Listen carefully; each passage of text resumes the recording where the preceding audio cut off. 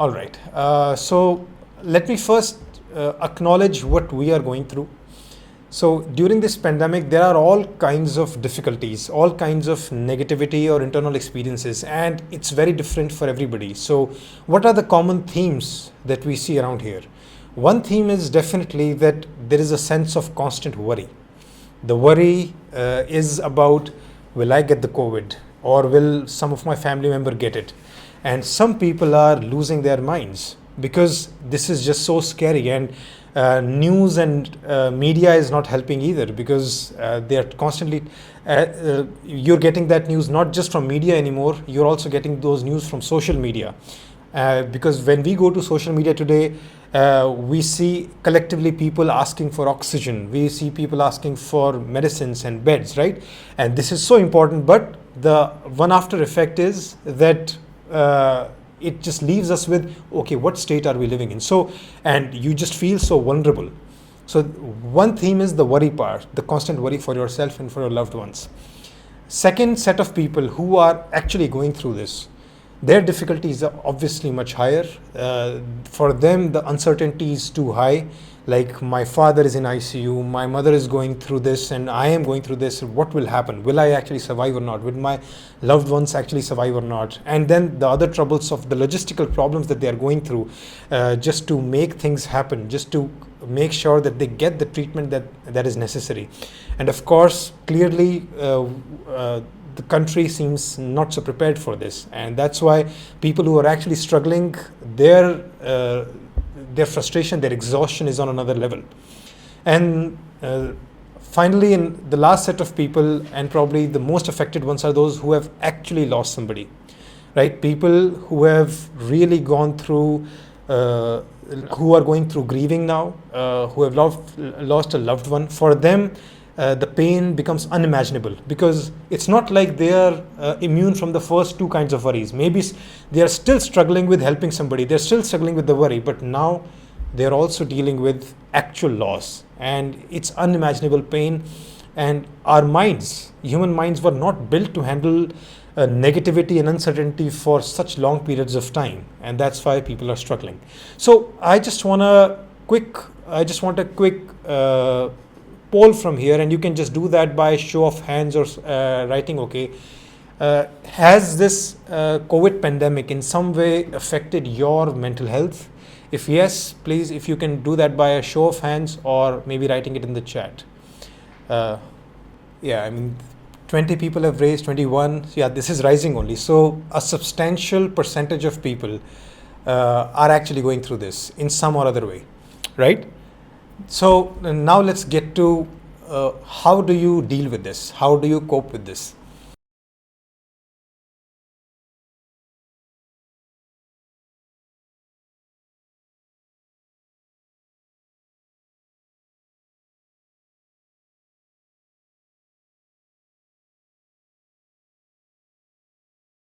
First thing is, I always talk about, is truths and the realities must be first understood before anything else. And I also talked about that in the last session, right? I said that I consider things wise only if they also conform to the physical realities, the truths of life. So here, what is the reality? Okay, so we must first understand the times that we are living in, because there are two questions that need to be answered first. Some people are struggling with the question, why is this happening? What is happening to this world? Where am I living? Right? And what does the future look like, and what's the way out of this? And some people attribute this to now this is like the end of humanity, this is a apocalypse, now this is the end of our existence. So all kinds of nihilistic, all kinds of pessimistic ideas or fatalistic ideas can completely occupy you, and they don't help, right? You can ultimately lose sleep, and you can feel so bad about your life that it can leave you completely dysfunctional. And another set of whys, why would be, why me? Like, if you're going through something personal, another question comes, okay, yes, there is a big population out there, but why did it have to affect me, or my mother, my father, my brother, my wife, my husband?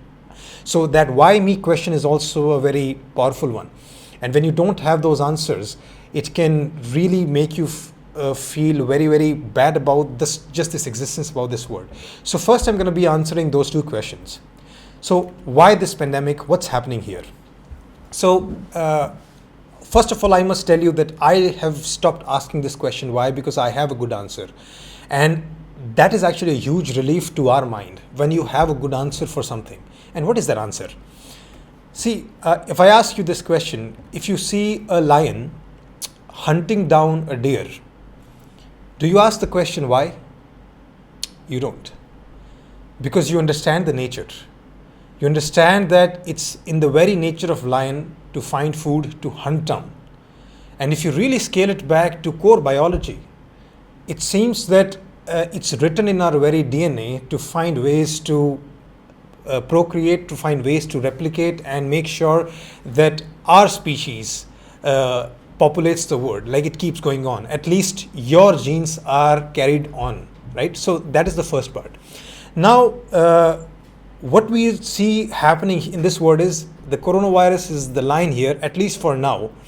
And we seem to be the sitting ducks for them because we just don't understand them. They find ways to enter into our lives in which we don't even understand. We are starting to understand it so that we can take precautions, but it still eludes us, right? And if you ask this question, why is this happening? The answer is very clear. It's also coded in their DNA that they simply want to replicate themselves. And that's pure biology. These are the truths of life. And we all know that the coronavirus didn't come to us. We went to the coronavirus. We went into their zones. We know how it originated. So now, whatever is happening right now, it's almost like a war between two species. And these wars have happened before also. Throughout history, you must have heard in the news, there have been pandemics. What are those wars? Those wars are for survival. Those wars are for core, in the core, replication of genes. So this is purely what's happening. So if you ask this question, why is this happening? There is actually, the answer to that is, it's simply nature being nature. This is the true nature, where any being, any organism, living organism, will find a way to replicate itself. And once you understand this, and then you realize that the goods that we experience because of nature, there are risks too. We cannot ever act like, yes, we are just super beings. Just because we have done an amazing job in the last thousands of years of ruling the planet, of building amazing systems, of taking everything under control, does not mean that we are now foolproof. Anything new can completely come and baffle us, just like we're seeing right now. And that's just normal nature working itself out. So once you make peace with that, then you see life differently, that nature in itself comes with benefits and risks. It's not a completely safe space. It's safe because we as humans were able to use our knowledge to solve a lot of problems to make it safe.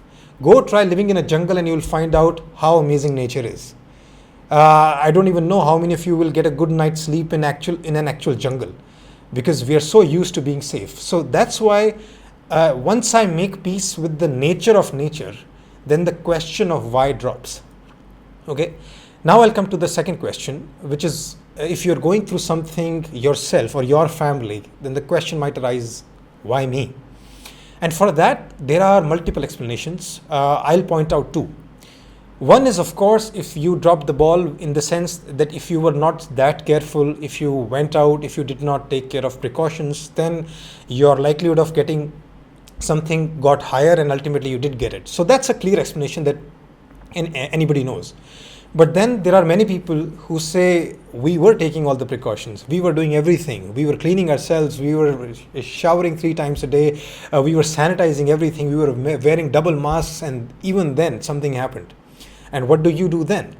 And in that case, please understand that first of all, nature in itself does not care about any particular being, any particular family, any particular individual. Nature is truly random in that sense. So the idea here is that when you can compare it to any other type of accident in life too. If you run into an accident, of course you could have made some mistake too, but sometimes even without mistakes you can run into an accident. And why? Why? The answer is purely bad coincidences. Universe is random in many ways. And why is it important to understand? Because sometimes people start blaming themselves for things. Sometimes people start calling themselves, oh, am I unlucky? Is this a bad time? Is this because of my horoscope? Is this because something I did in the past? Is this because I treated that person wrong and that's why my mother got sick? And those are terrible explanations. Those are terrible connections. Please don't make that. Universe can work and universe can operate very, very randomly, which nobody can have an explanation for, and that's fine, because this randomness again is just one of the laws of universe. So the second thing is, the second piece of principle that you have to make peace with is this existence of randomness in the world. Bad coincidences can happen and they need not have any explanation, right? So please understand, because otherwise you can end up drawing wrong conclusions and taking wrong actions. So it's like if you make a wrong conclusion that maybe it's because something that I'm doing in the house, maybe then you'll try to fix that, but it is not connected at all. You'll try to, then you'll probably be harsher on other people trying to find a fix, but doesn't matter. You can take an example. It's like when a cricket match is going on, then if a player gets out, you start shouting at the person next to you, why did you get up? You were sitting there, everything was going fine, you got up, that's why the player got out. Now you're shouting at somebody for absolutely no reason, because you made the wrong connection. So this is why it's important to know what's happening, why it's happening, and that's why I started with it, right? Now I'll move to the actual worry part. Here I will tell you some very fundamental things about worries. In fact, I have made a video on it which discussed it briefly, and here I'm going to repeat some of those principles, and later on if you have questions about it, please let me know too. So in this case, you have to first divide this whole universe, your whole world, into two categories. And you must have heard it in good sayings also, but this is so fundamental that it must be repeated again and again because it's hard to apply, which is what's in your control and what's out of your control.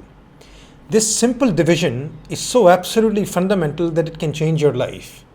So once right now what we are going through is probably 99.9% things, at least happening in the world, which are giving you the worry or the fatalism or the nihilism. All those things are out of your control. These larger trends where the world is moving. Even some people, so recently we saw a lot of outrage against the system also, the government also, how they were not well prepared, right? And even the government, if you lost somebody, then of course it's natural that you'd be very angry at the system also, that why were you not able to take care of my mother or father or my loved one? But please remember that yes, it's completely natural, but all of that is basically out of your control. So we are living in a time where things are out of your control, and once they're out of your control, then it ultimately becomes completely pointless to worry about it and being angry about it endlessly. A little bit is important, like a little bit of anger is important too, and outrage is important too.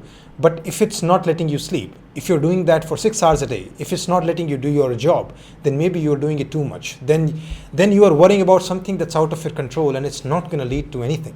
So in life in general also, and why I say this, because in general it's a very important principle, because even if this is not the pandemic, people still continue to worry about so many things, whether it's a parent worrying about a child, right? Whether you are worrying about what's going to happen with your company. You can worry about all sorts of things, but once you realize that this is out of your control, then you lose the reason to worry, because then worry will not serve any purpose. So it's an inherent distinction, a very fundamental distinction that you have to make. And I do that with myself too, where I'm constantly asking, what can I do here? If it's out of my control, then nothing. Which brings us to the second category, which is what's in your control. And pretty much by now, at least in this COVID pandemic, somebody is saying the voice is breaking. Last part break. Okay, so voice was breaking. So is it fine now? Is it fine now? Yeah. Okay. So the second category is things that are in your control. And in last 1 year or so, we all have unlimited advice from almost everybody around us, from governments also, and we know what matters, what doesn't matter. So all the precautions that you can take, all the things that you can do to boost your immunity, how you can keep things clean, and once it happens, where to go, it's pretty much that information. We are overloaded with that. So I'm not going to repeat what you can do. What I'm going to tell you is, once you do that, you should allow yourself to be content with yourself. Because endless thought about what can I do, that also will not help. So the basic equation here is, first ask this: is it in my control or out of my control? If out of your control, then leave it. If it's in your control, then the next question comes: what can I do about it? Do everything that you can. And then the last step is let it go. And this letting it go is super duper important, because in this case, like I said, you can do only very limited number of things. And after that, you should allow yourself, I've done my best. Because if you don't do that, if you act like you're the superhero, if you act like you can do everything, not only will you not be able to do it, you'll just blame yourself or be hard on yourself or beat yourself up to no avail. Your worry, you're constantly self-blaming, this helps nobody. It doesn't help you. It doesn't help somebody who's actually going through it. It doesn't help the system. And this is why if you're going to help somebody, it's important that you stay in good health too. You stay mentally healthy. And in these times, if you really want to be the most productive person, the strongest person that can help somebody, you need to be very rational and calm. And how do you do that? You do that by completely ignoring what will happen, that all the doomsday scenario. You do that by only focusing on how do I solve this problem. So if you are going through something right now in your home, the idea is not to just completely cry, or the idea is that all will happen and it's acceptable. But you have to push yourself to sit down and think, what can be done here? How do I solve this problem? How many calls do I have to make? Do I put out a social media post? How many doctors do I have to call? Where do I go? And only focus on that. So and by the way, your mood, your temperament, and how you react, it affects other people too. So if you want to be a source of inspiration too, it's really important that you focus on the action part. This is what it is, and what is the action. And once you've done it, you can even go relax yourself, distract yourself, even joke, even laugh, and that's fine. It's important to take care of your mental health once you've done your part. It's important to be happy too. Just being sad, being negative, just worrying will not help anybody. And this is how you deal with worries in general. And that this basic distinction is super duper powerful once you start applying it. And I say this from experience that this works wonderfully. Although I must admit that maybe my natural personality, and this I'm talking about my own process, how I do things. Like in this time, even in my family, in the first wave, there were two people in my family got COVID too. But even during that time, when I was going through it, my focus simply was what needs to be done. I went to Google, because until then I didn't have to do anything. Then I felt, okay, what is the whole protocol here? What are all the medicines? How do we separate things? How do we make sure that I don't get it and I can still help them? And I just learned everything. I focused on learning. I did not focus on what will happen, what will this. I just know that if I do best, I'm gonna maximize the probability of saving them. I'm gonna maximize the probability of reducing the damage and the harm. And that's what my focus is. I'm not focused on the outcome. And I did that successfully. Even during that time, I must admit that I just did not allow myself to worry endlessly. Yes, it was a concern, but endless, useless worry, I just did not allow myself, because of these principles which I repeat to myself and just use them like it's my first nature, and it is possible for anybody. Okay. Now I'm gonna move to the last section for today. Maybe second last actually, because I do want to address one thing here, which is if you have actually lost somebody, then it's slightly different, and I do want to address that, because then you are going through a very grieving phase, because in these times it must feel that it just seems unfair, right? And it may make you really, really angry.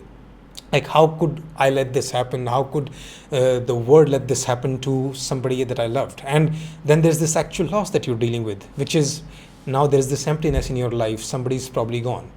And it is probably one of the biggest sorrows that we can experience, just losing somebody close. And people who are grieving, they don't even want to be happy this time. Like if you tell them that there is a way to get out of the sorrow, it might make them angry, because here grieving and just feeling the loss is the most natural and almost a needed response.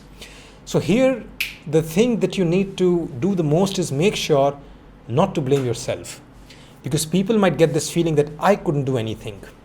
And this feeling is technically wrong, factually wrong, because you could not have done anything.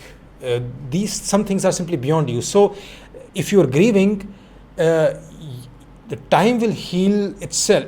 Time will heal things, and you will come back to your natural life within time. Then that might take a few months.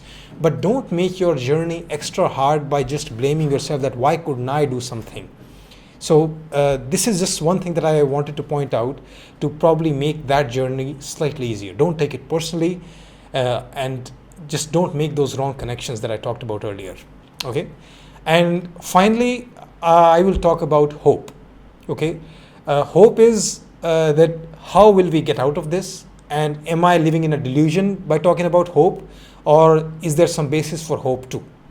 And I will talk about two things here: hope for your internal life, your personal life, and hope in general for the world. So first I'll talk about the personal life.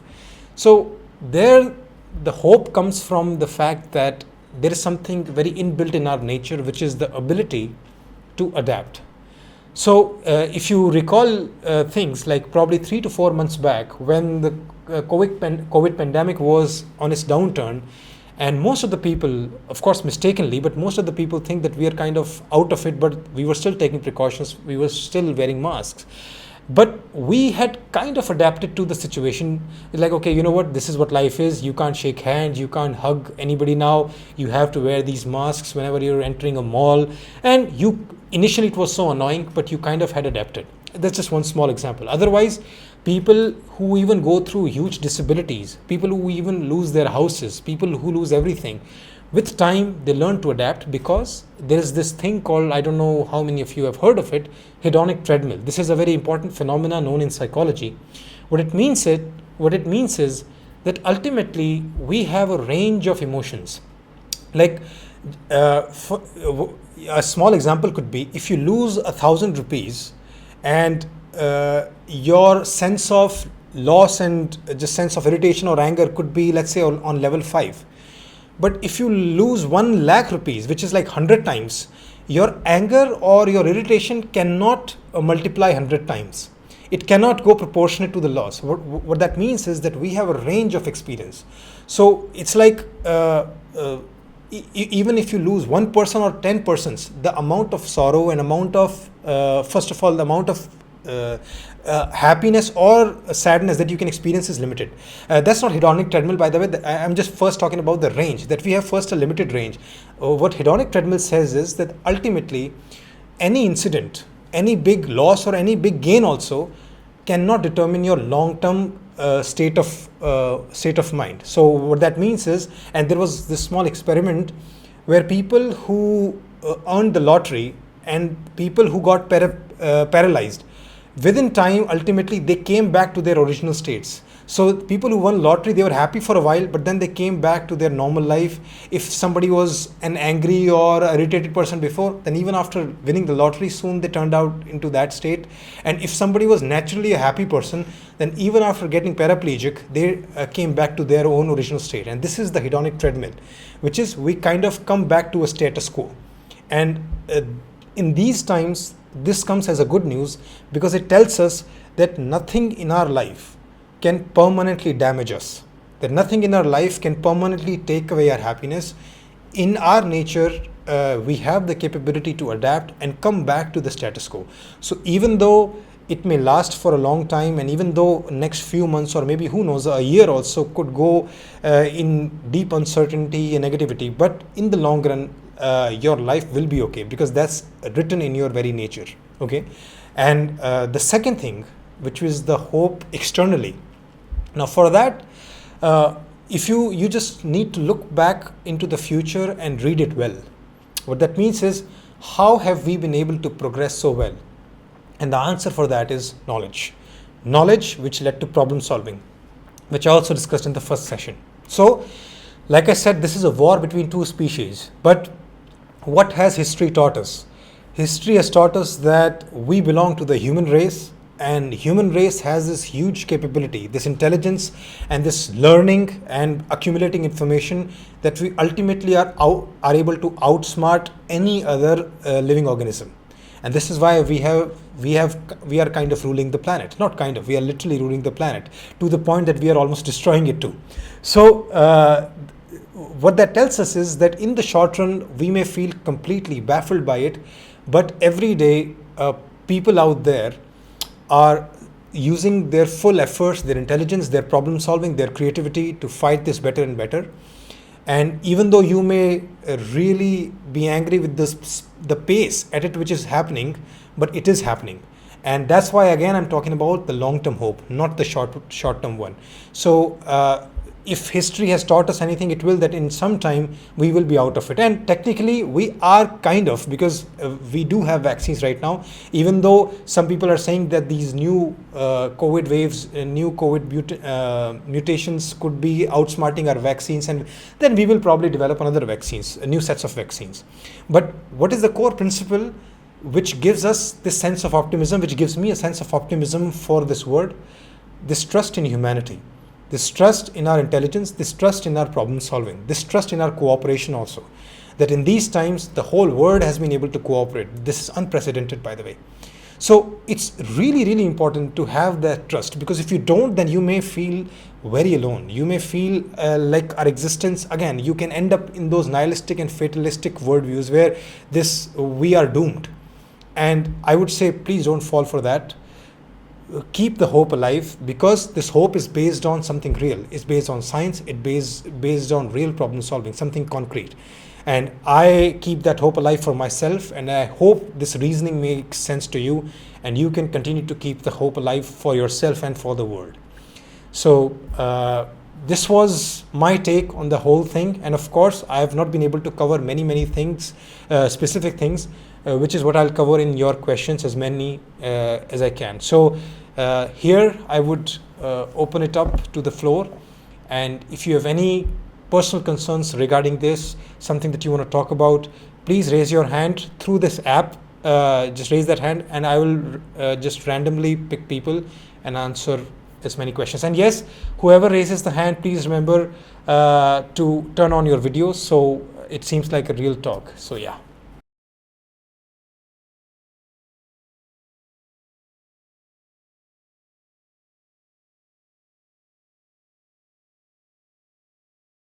So I am just considering things like I'm receiving very bad news from everywhere, Yeah.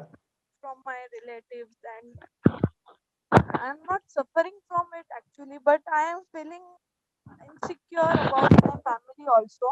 Yeah. Considering it is a time which will pass again.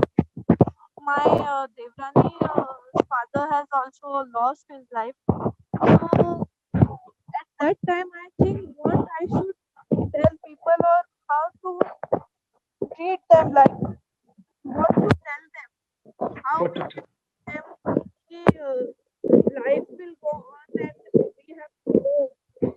Like, All right, so let me summarize the question, because for everybody, the question is that you have not personally gone through something, but when you see it happening around you, then what do you tell those people, and how do you talk to them, and how do you console them, right?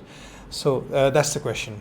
So first of all, I must tell you that it's absolutely almost impossible, in the sense that anything that you can say would technically make them feel better, right? So when somebody is going through something that deep, like a loss of a loved one, they don't necessarily need advice, and in that moment they don't necessarily need hope also, right? And like even in this session, I made sure that I did not say things like for those people that like things will be completely okay, like for their life, because it's their journey. How they have to make sense of their life without that person. So what can we do?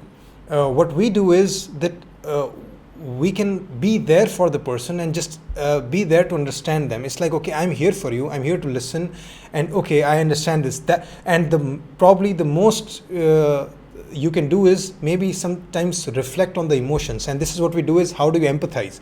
Empathy could be the best thing, which is, and you can't say, okay, I understand, unless you have genuinely gone through that similar thing, because you probably don't, right? So even just saying technically that I understand may not be right. And plus, also remember that these are times where language kind of becomes almost useless for a while, because nothing that you can say is necessarily going to help. And they're not even looking for anything as such. They just want that people around, they understand it. So they just want that understanding. Okay, so if you're calling them, even if you're just involved, if you're asking how are you feeling, what are you going through, so instead of you having to say something, okay, what are you thinking, okay, what's next. So if you're just there, you're talking, so they feel, okay, that somebody cares and somebody is there, right? And trust me, nobody really knows the exact thing, because some people would like to hear hope, some people do not like to hear hope at all. For some people it can make them angry. Okay, don't talk about future right now with me. Some people will say, okay, you know what, you said that really felt good. So we don't know what they need.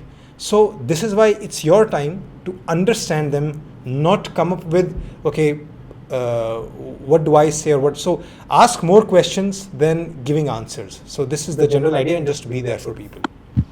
So I'm going to go to Shivani. Shivani, I'm going to unmute you. Hi, Sridhar. Hi, Shivani. Hi. I hope you are doing good. You Yeah, are doing a fortunately, good job, the whole team, actually. Thank you. So I have a question which also implies to this COVID pandemic condition, that if you have been under stress for a long time, right? And I mean, personally, you are trying to do things, taking responsibilities, or I mean, underratedly doing things which are just to, just how you said, just be there for people who are, who are in a bad state. But then when it goes for a long while, like this is happening, and now this is the second wave coming up. So how do you handle it? Because a person who is also very aware of other people, and actively taking part, and or actively doing things for people around them, sometimes they also get tired. So and I think I'm in that condition now, and because if this is the second wave coming in, I mean, it's like almost similar like last year. So if I sometimes, according to the dates also, I remember some things which like hit me now. So how do you handle those things? How do you, okay, also if you take some responsibilities, and if you have done everything possibly, then you can say that, okay, I've done my responsibilities, and I'm like, okay, I've relaxed myself. But how do you deal with them in a long term, and if it happens again? You're talking about the prolonged stress, because like I said in the beginning, yes, that our minds are not evolved or typically built to just handle this with ease, this prolonged uncertainty, negativity, stress.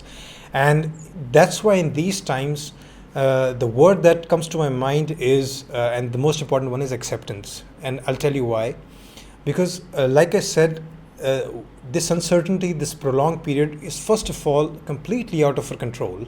So the only way that you can live with it, go through it, is be humble and accept that, okay, we are ultimately powerless here. Basically, as an individual, collectively we can do a lot, but as an individual, you are pretty much powerless against this, and you just accept this fact. And by the way, again, let's look at the history a little bit.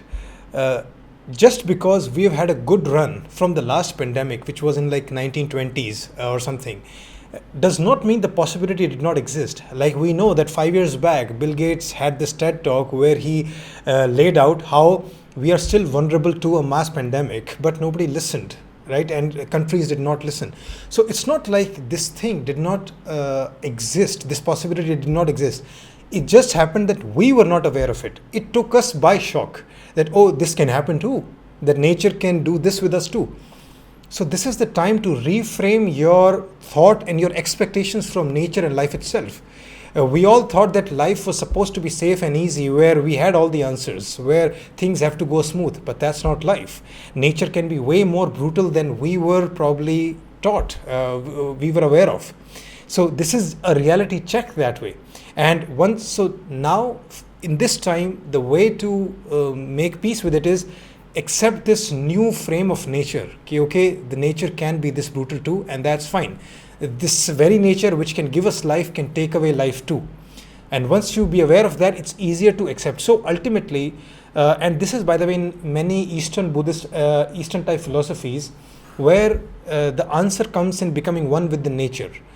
The idea there is that if you try to fight it too much, if you try to think that I can just bend the nature to my will, you really can't, and you'll ultimately get so much stress that you'll fail, you won't achieve the outcome. So this is why to live a happy, a peaceful life is sometimes they call the philosophy of water, where you just be one with the nature. And that's an important lesson actually, where you understand that ultimately we are just one tiny particle in this big world, and just taking too much stress on our shoulders is just that won't do much. So if, by the way, this is where I'm not forgetting the fact of actual people who are out there, who are doing things, who are finding new solutions, who are implementing them. Of course, their efforts matter, and they're doing amazing things. And if you have something that you can do, of course you do it. Like you said, you've already done your part, and that's where the philosophy that I'm talking about works. After you've done the action, right? Then you say, you know what? Ultimately, this is nature itself, and acceptance ultimately is a very fundamental principle for other things as well. Because again, I come to whether it's your child, whether it's your husband, wife, whether it's your salary, whether it's your house, everything can be better, everything can be changed. You can make improvements in anything, but you must start with first, can I first accept wherever I am? And that wherever could be this also. Like, just to give you a small example, there are people have been through conditions even worse than this. So there is a book everybody must read, A Man's Search for Meaning. I'm sure some of you might have read the book too. This is from an author called Viktor Frankl. This was a guy who was in concentration camps during the Nazi time. And there they became almost skeletons because they were not fed enough. They had to do very, very menial work, and they knew that they would die. It's like they had no hope. But even in those times where this was probably the worst experience humans can ever have, they adapted to that, and they found a way to look at their life differently. They found meaning there too. So this author, he finds a meaning that, you know what, maybe through this experience I'll write something, and if I survive this, maybe I'll go ahead and tell the world and write a book about this and understand the psychology behind. He was a psychologist, so I understand the psychology behind what's happening, why it's happening. He found some way to have meaning here too, and we all have that capacity too. That even during these COVID times, maybe you can find a way to look at some upsides. You can find a way to make the most of it, maybe change something about yourself. So that is a possibility too. And here we are just coping with it because we have done our part, and now it's just coping. So accept, and then try to look at the whole situation differently. So it's like one simple benefit, again, one upside anybody can think of is, due to this COVID, now all of us are suddenly very easily using these video conferencing, right? So I just realized that it never occurred to me that I can actually hang out with my friends virtually like this, because it just didn't occur to me. And now that everybody is doing it, now I realize that maybe I don't have to ever lose my friends. Because even if it was my childhood friend, I can connect with them again, play games with them. So again, one thing, I just look at it and like, okay, you know what? So find your own ways. Okay. All right. And okay, by the way, I must repeat this because right now these are general questions. But if you were to share anything personal, please only share it to the degree that you're okay that everybody else would know, because this would be shared ultimately publicly. This is for public benefit also on YouTube. So in your questions, please keep that in mind. Okay. And now I'll go to Shrikant. I'm gonna unmute Shrikant. Hey Shrita, can you hear me? Yeah, Shrikant. Hi. Hi, how are you? I'm good. How are you? I'm good, thank you. So my question is pretty simple. I think some people would have this in their mind too.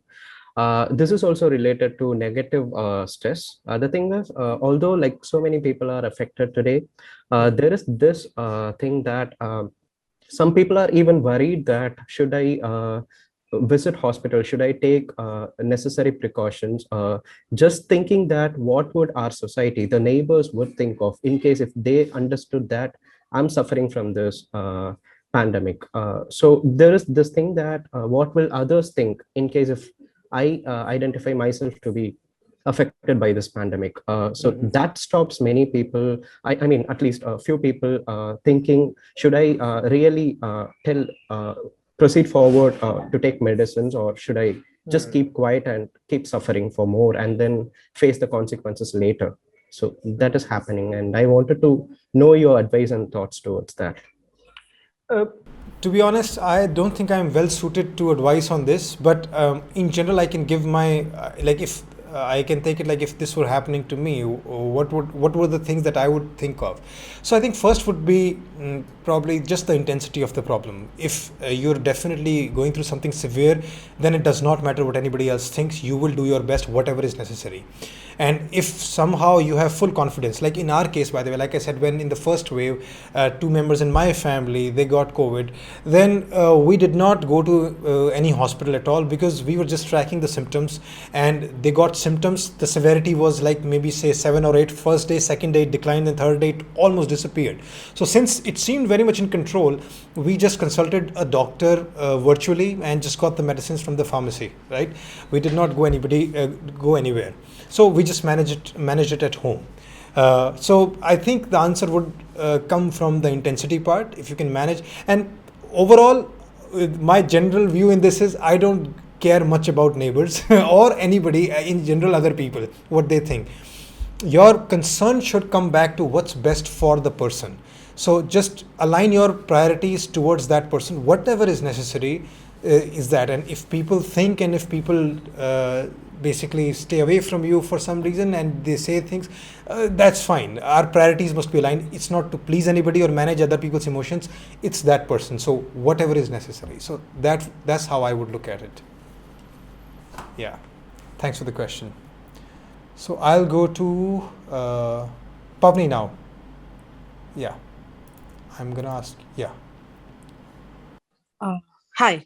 Hi, Pavni. Hi. Recently, hi Sridhar. Hello. Sorry. I know you're fine because you answered that question already. So recently, my mother-in-law contracted COVID, and and we were very worried about it. But she was very light about it, and my father-in-law was testing negative. He tested negative, and my mother-in-law tested positive. So we were like, okay, you need to put on N95 mask. And also my father-in-law's mom also stays with them. So we were like, okay, you need to take precautions. But she was just not caring, and she was cooking for everyone, and she was not taking proper rest, and she doesn't even express much. And when I keep when we keep asking, she says, no, I'm fine, I can take care, so I was really worried if she will have complications. So how to make them understand in a nice way that this has to be taken seriously, not so lightly, because it is the whole world is being affected. Like it can go from any end to any end. So how to of talk course, to by the them? way, this is a very common problem, by the way. I've had that in my home too. it's like until some time back, I felt my dad was almost a corona denier. Like he felt कि अरे कुछ नहीं है का, and like he used to just, I think, listen to the wrong people on YouTube and probably just see around himself कि अच्छा मेरे आसपास if nobody has died then maybe it's nothing. So I think he made such conclusions too, and yes, that's true that so many people are taking it very, very lightly and they just don't think that it will happen to them. And so what do? See, in this case, we have very limited options. Obviously, you're already trying to explain it to them. So the thing is, you just first have to make your arguments better and more potent, which is sometimes even you might have to really scare them with some real life examples and discussing them in detail. So that's one idea. The core thing is we have to understand where to stop. Like when you are trying to push people, the real question comes, when do you step back? And in this case, I do think that a little bit of force is not that bad of an idea, because this is life and death. Like in all other areas, I usually say your part, do your thing, make your argument, request, and then step back and leave it to the other person. But in this case, you are almost acting like if somebody does not understand this, they're like a child, and you don't leave everything to the child. So in this case, sometimes you might need to use a little bit of force, examples, and ultimately make sure that that they follow it, and for that you might have to follow up a lot. So it's like and that follow up is fine even if you have to irritate them a little bit. So here we are calculating cost and benefit, which is a little bit of distress through you may be good to protect them from the larger thing, if they're completely being unsafe. But then again, here the trouble could be sometimes there are genuinely people who are a little bit paranoid, who are going out of their ways. I've heard those examples too, and they try to apply those unnecessary levels of precaution on everybody in the family. So there the judgment becomes very difficult. So what you're suggesting, is it reasonable? So the idea to answer that question would be, whatever you're suggesting, is it coming from the guidelines or is it coming from your imagination? So if the precautions and solutions are coming from your paranoia and imagination, then you might have to scale back and not irritate people too much. But if they're coming from genuine guidelines which are supported by the best knowledge that we have, then you should be able to push for it, because this can be life and death, and this is scary. So again, no easy answers here, but continue to push and follow up if you're pushing for the right thing. Okay, so now I'll go to Neeti. Sorry, actually, while I'm talking, I have lost the track of the sequence who asked first, so I might make a mistake there. Next time probably I'll ask somebody to keep track of the sequence. This time if you have to wait too long, I apologize in advance. Yeah, Neeti, I'm unmuting you. You can hear me, right? Yeah, Neeti, yeah. Okay. So Sridhar, my question would be, I don't know which category it belongs to. You can do that later. But the thing that I was really, the thing that is going in my mind while I was listening to everything that you were saying is something, there are different theories that go on around. And there's this one theory which says law of attraction. So we attract what we think. So when we are discussing about COVID, especially in this duration, if I don't know whether to believe it, but somewhere down the line, I do believe that we attract in our life what we focus on too much. So even that gives us stress, which is negative. And we do focus on such things. So if I talk to others, like we were talking about giving hope. So if we talk to people who are suffering, or any of the family member is suffering, if we try to tell them to put their focus on the recovery cases, or how is it, the action pointers. So even if I have attracted or I'm infected with COVID, how is it that I can help, or what is it that we can do to feel better, even if I myself am infected? What is it that we can do? So they call it being positive in a toxic way. That you know what is happening around. So how can you give hope, or how can you talk things which are irrational? So is it really irrational to talk about attracting positivity and rather than attracting fear? So So let me understand the question, because there were two things. One was that you were thinking if you're how to make peace with that law of attraction idea, that if you're thinking a lot of negative, then it might actually increase your likelihood of actually getting the infection, right? That's what you're saying? Increasing the fear. You are increasing the fear, decreasing your. So if logically speaking, you are increasing the fear, increasing your stress, decreasing your immunity system. Yeah, so that is a biological explanation, but but what you were saying was that in the law of attraction, if you put out negativity, or if you're holding negativity, then it's likely that you can attract the coronavirus more. Not likely because of this sense, because you're just thinking, but because of the impact that thought process is bringing in your own body. Okay. But see, largely what we understood from the science so far, that yes, immunity may help, and definitely in that sense, if you're happy and mentally healthy, and if you keep your immunity levels good. But please understand that immunity is not something which can be immediately tweaked with. Like for example, today, if you're taking stress for a month, then it may go completely down. It takes time to build up or come down also. So even though it may have a correlation with that, but the impact is not very immediate, that you have negative thoughts and then immunity goes down and then you can so it's not that immediate, first of all.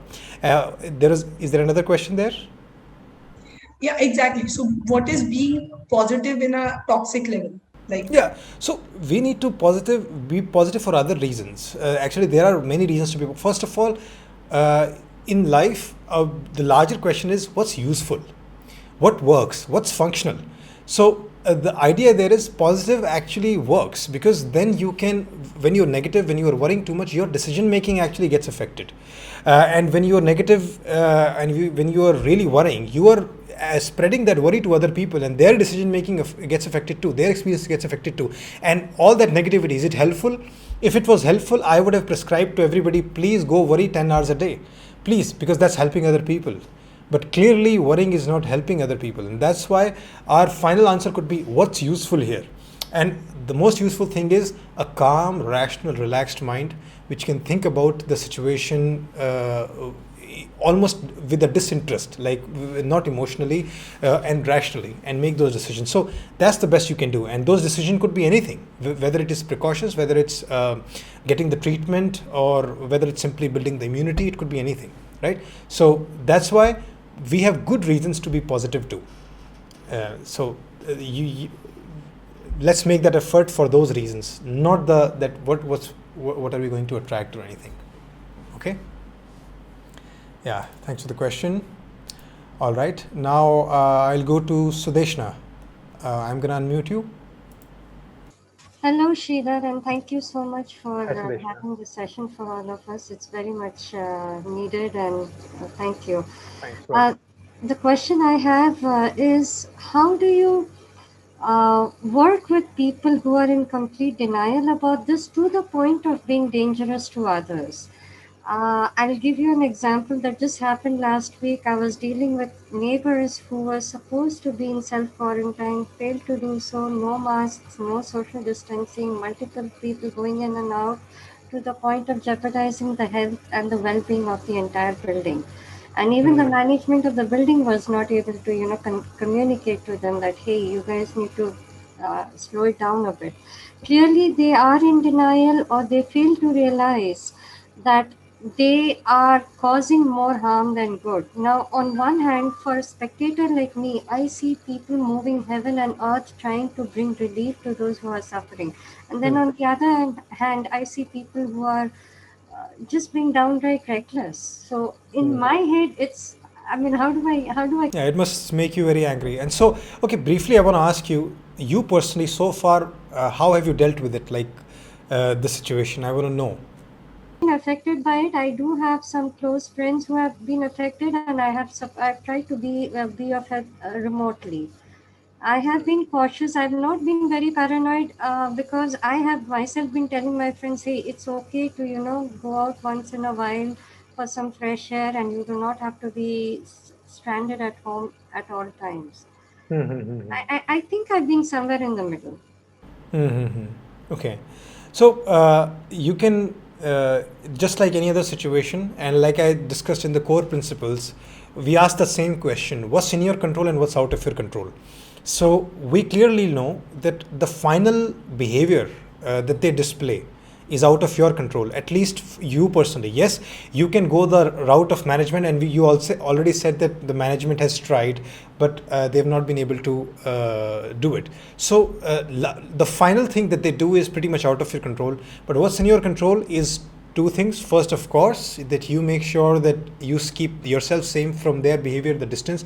The second is raising a voice, which is if you can continue to report to the management, and maybe if you can assertively and nicely tell them to, like if you clearly know that they're doing something which is unwise, which is putting others in danger, then sometimes people, when they're going through it, what they think is it's just coming from the management, they don't know anything, or it's just coming from this one neighbor, right? They don't realize that there are many people who are actually against this, and so they're also justifying their own behavior, thinking it's just we are doing fine, it's just one or two bad apples who are just who create nuisance. But like you said, many other people are troubled by this. So it clearly means that there is a reality here, that their behavior is not considered wise. So raising your voice would be a good idea, finding a way to communicate it to them. So a small thing could be, you can write a small message, get it signed by a few people and send it to them. So, and why things like that affect? Because we are social beings. When we realize that the majority of people are going against us, it affects us a little more deeply, because we do want to be appreciated or liked by other people and accepted by other people. So if somehow you can find a way to communicate to them, whether through management or directly, that the rest of the society is considering their behaviors wrong, irrational, dangerous, and you're not liking it, then this is the best that you can do. And of course, the final would be, if they do something too outrageous, you can of course go one step higher, call the authorities too. But I'm not sure that if it's at that level. But at this level, raise your voice, know what's in your control and out of your control. And yeah, so that would be. How do you deal with the personal frustration? Like, you feel sad that at one end people are suffering so much, and we have to make sense of other people, in the sense that they will behave in ignorant ways. So there you have to accept the fact that ignorance exists in the world. People do behave completely irrationally, and people sometimes who are different from you also, you don't understand their why would you do something like this? Isn't it obvious to you? But what's obvious to you is not obvious to them. So think about this. Why could they be doing it? And this is where I'm doing the dangerous task of speaking on their behalf, which is that they're thinking, probably sitting, okay, so far nobody in our family has gotten it, right? Why would we sacrifice anything? Things are going fine, and even if something good happens, we can handle it, or we are very healthy, right? And we have already done enough of quarantine and all of those things. And we have walked around enough without masks, nothing happened. So just, they probably haven't dealt with it very closely, and they have these feelings that maybe it's not going to happen to them. Of course, it's irrational, but that's where they're coming from. So they're not taking it, the full data and other people's experiences into account. And that's another common mistake that people do, which is they just make conclusions from their personal experience. They don't take into account the larger experiences of the society and other people. So they might be making that mistake too. And why are they making that mistake? Because nobody taught them to do this well. So ultimately, your anger is understandable, because it's like, it's something dangerous. But once you understand that people will in some ways or another behave ignorantly wherever they are, whoever you are, like even right now, your life, my life, if somebody looks at my life morning to evening throughout the week, they will list down many ways where they think I'm acting ignorantly. The same for you. If I observe you for a while, you will be acting ignorantly in some other ways. It's just that in this case, their ignorance is a little higher, has probably more impact. So, but the core is still the same, that as humans, we have limitations in terms of our cognitive abilities and our knowledge. And until somebody goes and educates them properly, you probably won't see much change. So yeah, that's the world that we live in. Okay. Oh, Samriddhi, hi. How are you? Just a context, Samriddhi actually is from the field only. So she's from the same college that I studied in. She has studied psychology, and she's briefly worked on an internship. That's why I already knew her. Yeah, hi Samriti. Good to see you again. Good to see you too, sir. Yeah. So I have like a bit related doubt to some professionals who will be doing in this field, or maybe any other professional. So as you said that, there can be some wiser thoughts or wiser concepts that we can, acceptance is the key, right, for the summary of the session. But sometimes what happens is we know everything, we know how to deal with it, but still that it is like one day you are fine. Like if I personally tell you, one day I know, yeah, it is okay, we can't do anything, it's not in our control, but still that anxiety persists. Or you have sometimes those productivity issues that, it's everything is stagnant. So even after knowing everything, even after studying everything and being in the profession, being and even helping others, still you are sometimes not able to help yourself. So what can be some affirmations for oneself? See, I would say that in this case, affirmations won't be that useful. And I'll tell you the reason, because what your brain needs, and this is a very inherent feature of the brain, that your brain needs good answers and good explanations and good arguments, like why. So if I say that you have to accept, your brain asks why, and if you don't have a good why for that, the acceptance won't work, right? And it can be for, like I just told, this is why am I doing these long sessions, so that I can give detailed explanations of the thinking behind that conclusion. So what your mind needs is to absorb that narrative first, those reasons first, and the conclusion will come naturally. And the problem with only doing affirmations is that you're focusing on the conclusion without spending time with the reasons behind it and the argument behind it. So what you would need, or anybody else would need to really make it work, go deeper in the reasoning. So let's say the question is acceptance. Now you must be able to have an elaborate view, an elaborate narrative of why acceptance is the best idea, and any other way of behaving is actually unwise or foolish. Once you can tell yourself that through argument, then you'll feel like, how can I not accept? It's like it will be difficult for you to not accept as opposed to accepting, because that's the only thing that makes sense to me, right? And this is why I spend a lot of time refining and thinking about the reasons behind the good conclusions. So there's a lot of wisdom out there, but it takes time, and to cultivate that reasoning will require thinking, reflecting, reading, and then literally forcefully repeating that narrative to yourself. Okay, so it takes time, doesn't come easy for sure. Thank you so much. Okay, Smriti. Okay, so I think there is one more hand raised. Okay, this would be actually the last question for today. Yeah, Vidya. Yeah, because it's raining and there is no proper signal. Quickly, I'll put my question. Unlike the first wave, the second wave is affecting the kids so much. So, can you hear me? Yeah. Yes, can you hear me? Yes, Vidya. Yeah. So actually, my son, he goes out and plays for about like 3 hours in the evening. So without being authoritative, how could I explain him that like he can limit his playtime in this pandemic situation, because it is this time it is affecting kids. I think her connection got lost, right? She got disconnected. Well, even though she's not here, I'm still going to answer that question, because maybe she'll see the answer in the actual video, or she'll probably come back soon. So the question was that how do you deal with kids, because they are unable to understand this. With kids, this equation is slightly different. Like I talked about the grandparents or the in-laws, there you're dealing with elders and adults. With kids, you have a little more power. So because again the situation is so dire that for some time, if you clearly know that the child is going out there and they're not taking precautions, it's okay to use your authority. So a little bit of use of authority is actually understandable if you're unable to really reason with them. So the answer would be to keep both in parallel. You continuously reason with them better and better, bring them better and better arguments. so that they gradually move towards, the needle gradually moves towards understanding. But you can't wait for that, right? And in that time, while they take time to understand it, you can use the authority so that you get it done today only. You have to get compliance, because again, the issue here is, or the risks are very high. So that would be the answer for kids. Okay, so yeah, I mean, these were all the questions for today. And now I'll briefly move to the homework part.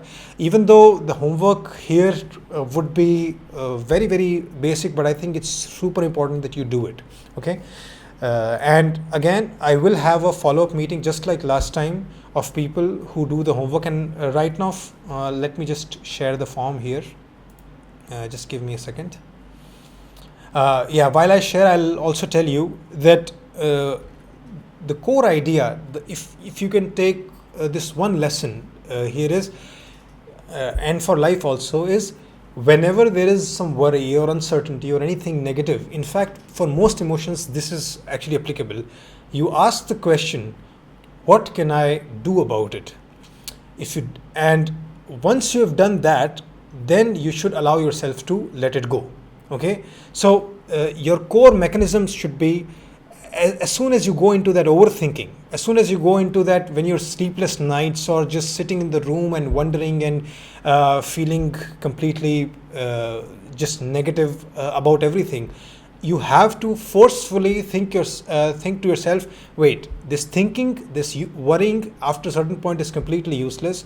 Let's move to the question, what can we do about it? Even if you have to write it down on a piece of paper, do that.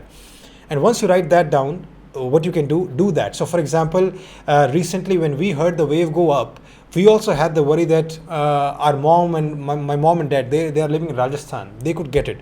So my question immediately to myself was, first of all, there's no point in worrying about them, right? What can I do about it? What I can do is I can immediately call them and follow up with them. And that's what I did. I immediately called her up. I asked her, okay, what's your routine? Where do you go? Are you wearing masks? Who's coming into the house? Who's not? I took the full stock and I said, okay, try to make sure that you don't go out. Make sure you're wearing. So I just gave that repetition. I just gave that follow up so that they don't drop the ball and they don't take it easy. This is what I could do. And as soon as I did that, after that call, I let that go. Because if I had then continued to think about, oh, what will happen to my mom? What will happen to my dad? This would not help them. This would not help me. It would be completely useless. So this is what I mean about action. Okay.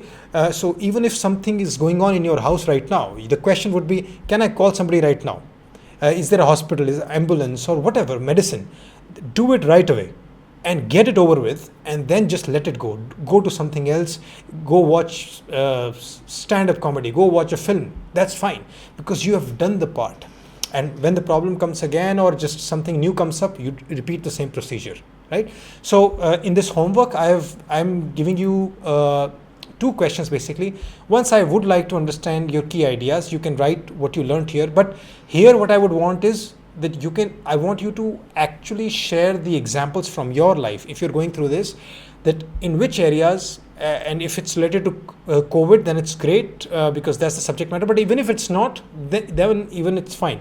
Even if you apply that principle of worrying turning into action, then also you can share that example and include that meeting. So the idea would be to share one incident or 2 or 3 incidents where you successfully turned your worry or your anxiousness into some real action, and then letting it go by just through acceptance, distraction or anything, just moving away from it. So all I want you to do is apply this much and report it back on the form. Okay, these videos can help you to some degree, but if your problems are really serious or painful, you should come for counseling. We now have a team of psychologists who can help you and your family live a much better life. Here are some feedbacks from our clients.